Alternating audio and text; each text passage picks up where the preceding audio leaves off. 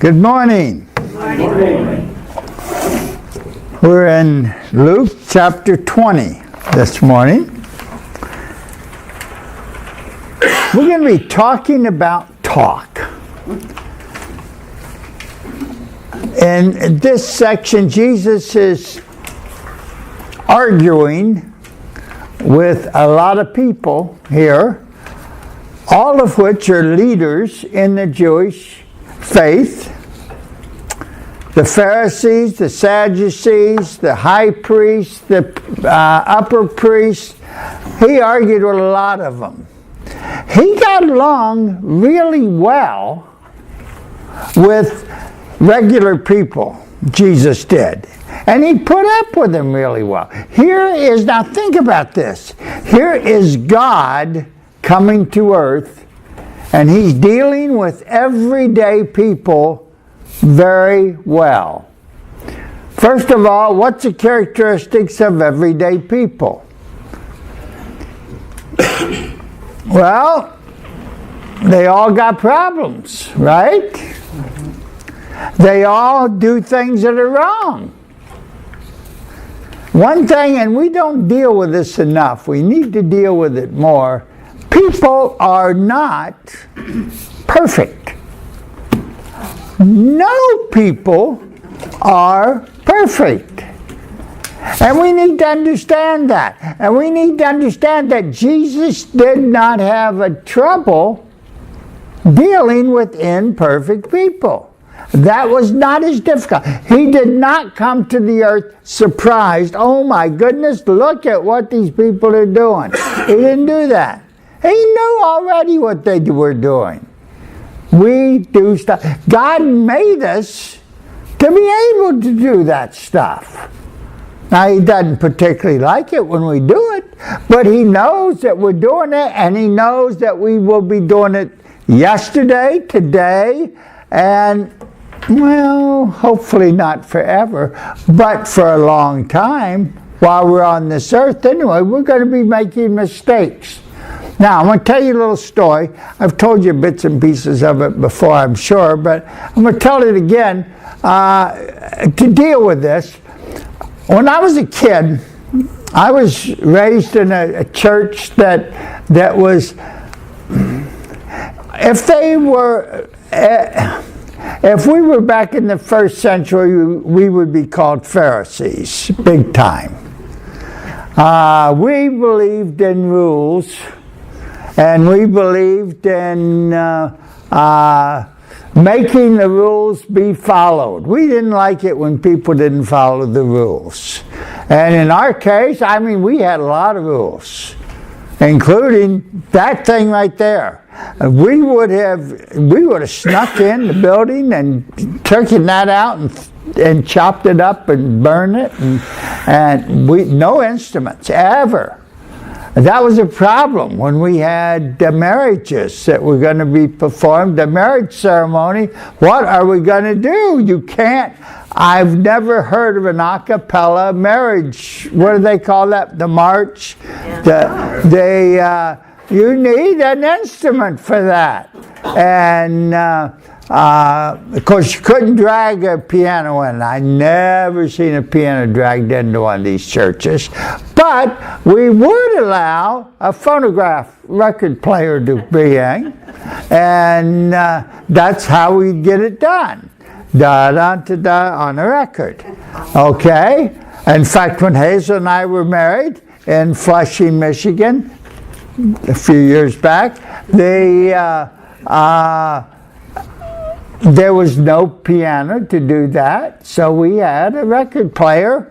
And that we had another characteristic of these churches, they always had two baptismal dressing rooms in the back of the sanctuary, and in between them was a baptistry to baptize people, because we thought you got to be baptized, and that had to be done quick, and so we did it on the spot, and we would put the phonograph record in the women's side,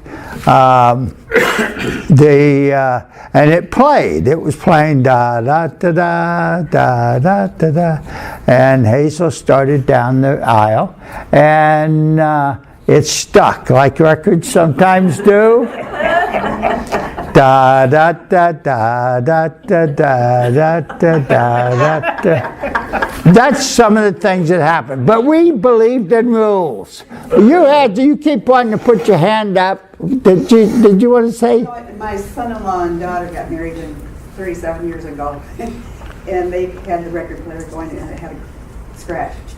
Yeah, no, but that's why we believed in the rules. And I can remember, I was not an especially good kid. I mean, I had the right doctrines down. Now, we didn't have any books of doctrines or anything in that church, and none of the individual churches were tied together. There was no district superintendent or anything like that. Every church was on its own.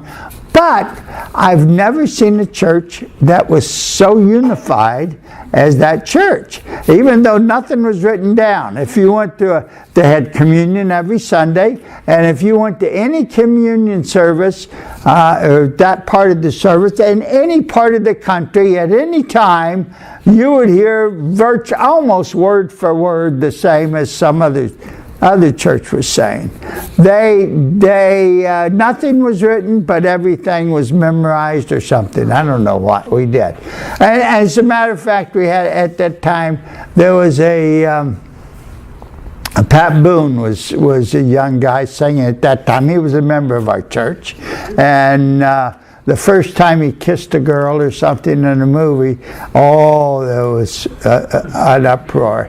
And now our church was individual churches, but they managed somehow to disfellowship him from virtually every Church of Christ throughout the country. And this one did, and then this one, then this one, this one. And but anyway, we were kind of Pharisaic, and I remember at that time, as I was growing up, I was arguing with everybody all the time. And I had a youth leader that was a part of the Christian church. They were very much like us, except they used pianos. And I was bound and determined I was going to talk him out of that piano. And I worked on him for a long time. And then I found out that this guy believed in evolution too. And I thought, oh my goodness. And so I went to work on him on that. And I could argue pretty good. And then I went to college. And I went to college up in Michigan here. And it was from this church, and had the same thing. And they had a class I had to take my freshman year, the first semester, I believe. It was on debating. And boy, that was right up my alley. And I liked that. I liked that a lot. And then they put out debates. And that killed me. Because the debate that I was assigned to take was resolve that there is more than one God. And I had to take the affirmative on that. And I thought, oh my goodness, how? And I was debating this guy from Germany. We had this school I went to had students from all over the world. It's a very small school, just a couple hundred students, but most of them were from someplace other than the United States. And it was a missionary school. It was designed to train missionaries. And it would take these students and bring them over here, teach them, and then send them back. That was the idea. Didn't work too good, so I don't think they do that anymore. But but I remember in this debate, here I am debating this German guy, and he was saying that there's only one God, and I was saying Bible teaches more than one God. So I thought, how am I going to do that? And I went to the Bible, and we had a strong concordance. That was the days of the King James, and strong analytic concordance. Every word of the Bible was set out. You could look up. So I looked up gods, and boy, tons of references to gods in the Old Testament, especially tons of references. And things like this were said over and over. God is greater than all the gods. There were all kinds of those passages, and so I wrote those down, and I beat this kid really bad in this debate. Because he didn't prepare. He thought, why should I prepare? There's only one God. I know that. This is easy. And I learned something, and I learned that talk is really cheap. I was able to beat this kid because I prepared. And there was enough said, and I was able to twist it enough, and he had never seen any of these passages anyway, so it was very easy to just throw them out to him. But it taught me something about speech. Number one, you can't trust it. The people say all kinds of things, and one thing I've discovered since is that most church people, like the Pharisees of old, deal with words more than anything else. And we love to talk, and we love to argue about what's right and what is good here and what is bad there, and see who is the best talker and what church is the best and all that stuff. We love to do all that, just like these people did all that. And then it suddenly dawned on me, Jesus didn't like that. Mm-hmm. Those were the only enemies he had on this earth, was the leaders. It was them that caused him to be crucified. And he did not like him. He fought with them every place he went. He never fought with the drunks. He never fought with the regular sinners. He got along with them quite well, telling them about who God is and what God does, and leading them the way. But the leaders, he could never get through to, because they just wanted to talk, and they wanted to argue, and they thought that was the way to do it. Well, it wasn't the way to do it. And as you'll see here, there's two things that I want to discuss a little bit this morning. The first one, right at the very beginning of chapter 20, now it happened on one of those days as he taught the people in the temple and preached the gospel. This is Luke chapter 20, verse 1, that the chief priest and the scribes, together with the elders, confronted him. As he was teaching, these leaders were going to straighten him out, and spoke to him, saying, "Tell us, by what authority are you doing these things? Or who is he who gave you this authority?" Now, they wanted to know what his authority was. How important is that? What difference does that make? Does that make a difference?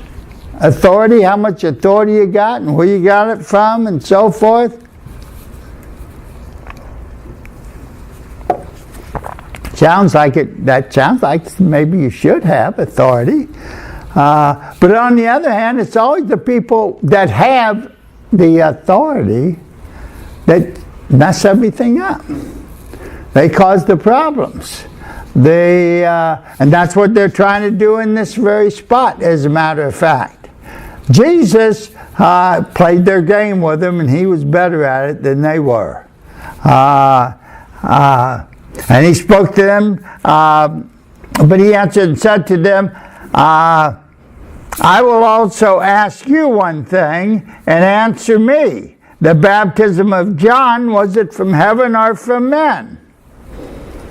And they reasoned among themselves, saying, "If we say from heaven," he will say, "Why?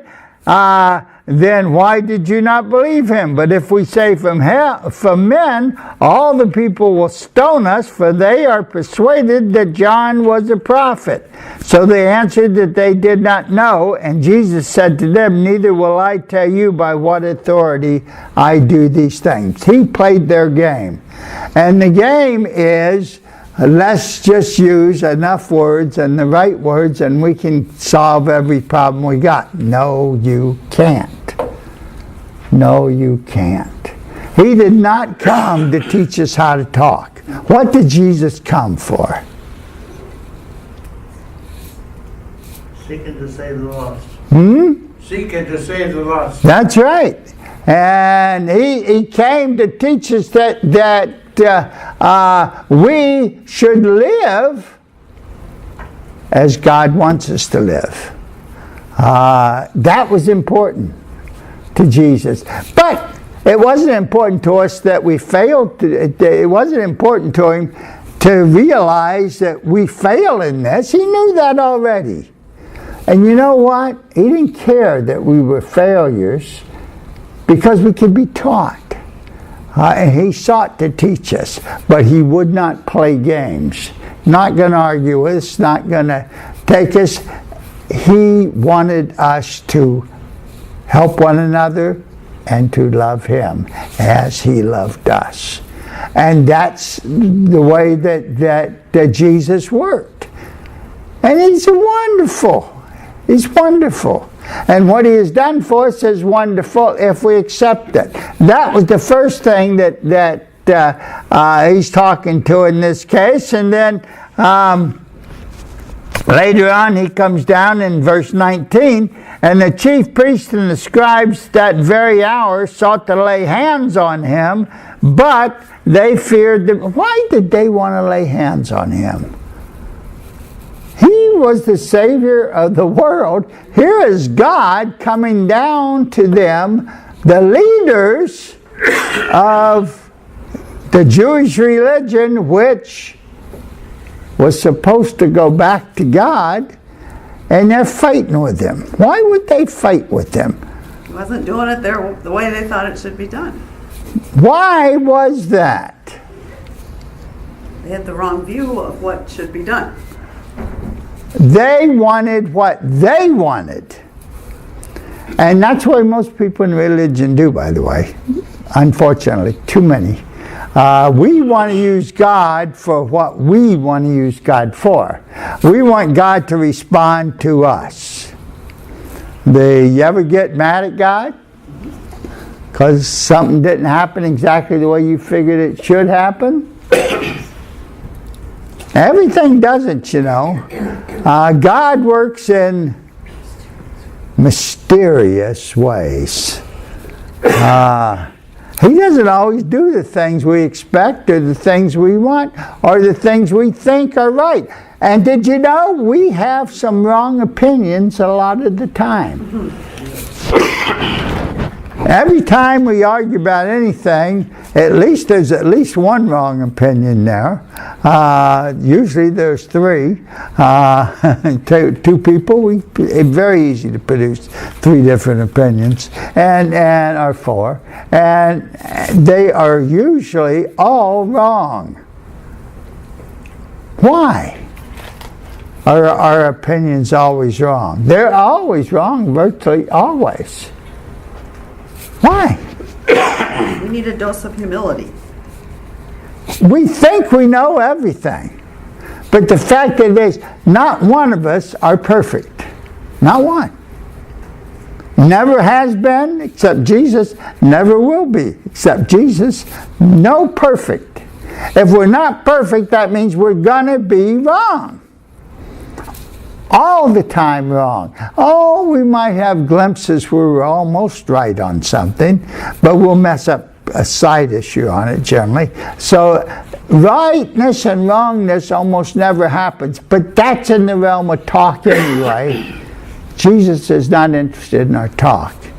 He's interested in our lives. He's interested in our the way we live. That's what he wants from us. And that's why when he talked to regular people, they believed him and they followed him. But when he talked to the leaders, they did not. They did not. So here they are, they're questioning. So they watched him and sent spies who pretended to be righteous. At least they had that right. They pretended. People, anybody that is righteous is a pretending. You got to understand, he's an actor. We're not righteous. No, not one. It seems like I read that in the Bible. There are none righteous, no, not one. So he watched him and sent spies who pretended to be righteous, that they might seize on his words in order to deliver him to the power and the authority of the governor. They were into power and authority of various types. Here was the governor. They had just asked him by what power, authority he did his stuff. Now they are going to use their authority to take care of him. And they asked him, saying, "Teacher, we know that you say and teach rightly." They're trying to build him up a little bit here. "And you do not show personal favoritism, but teach the way of God truly." Boy, they make it sound like they're going to listen to everything he says. "Is it lawful for us to pay taxes to Caesar or not?" Now, how are you going to answer that question? Obviously, Jesus had a pretty good answer. And he took the coin and he said, "Now," and I wish I had a coin, but I don't have any coins. A coin always has somebody's picture on it. And in this case, it was a denarius, and it had a picture of Caesar on it. And he says, "Well, it's got his picture on it, so whatever's his, you give to him." That's right. Give it to him. But whatever belongs to God, give to him. Now, what belongs to God? We belong to God. Yeah, everything belongs to God. In reality, and he says, if it belongs to God, give it to God. If it belongs to man, give it to man. Jesus was a very easy teacher. He didn't get into complications, and except with these scoundrels here, he didn't get into argumentation.